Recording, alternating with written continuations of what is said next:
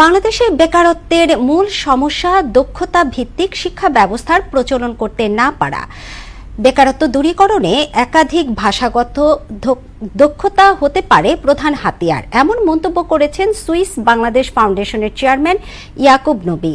রাজধানীর মিরপুরে বেকারত্ব ও জাপানি ভাষা শিক্ষার গুরুত্ব নিয়ে একটি সেমিনারের আয়োজন করে রেভওয়ে আইটি অ্যান্ড কনসালটেন্সি।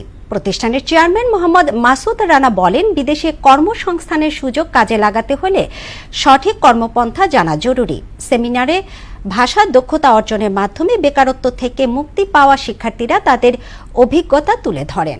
আমরা জাপানিজ ভাষা 6 মাসের যে কোর্সটা রয়েছে তাকে জাপানিজ ভাষা শেখাচ্ছি এবং জাপানিজ কালচার শেখাচ্ছি এবং জাপানিজ যে রুলসগুলো রয়েছে, জাপানের দেশে চলার জন্য যে রুলসগুলো রয়েছে সেই রুলসগুলো আমরা নিয়ম শৃঙ্খলার সহিত আমরা শিখাচ্ছি।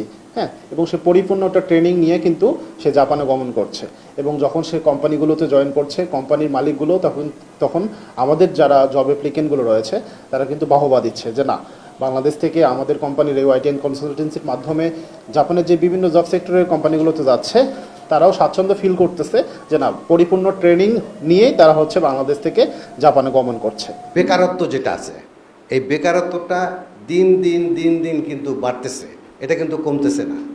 তো আমি আরেকটু আলাপ যেটা করার জন্য এখন করছি, আসলে এই বেকারত্ব দূর করার জন্য অনেক রকম পদক্ষেপ আমাদের সরকারের নেওয়া উচিত। আমি জাপানি ভাষার সাথে সম্পৃক্ত হই বিগত 1 বছর আগে।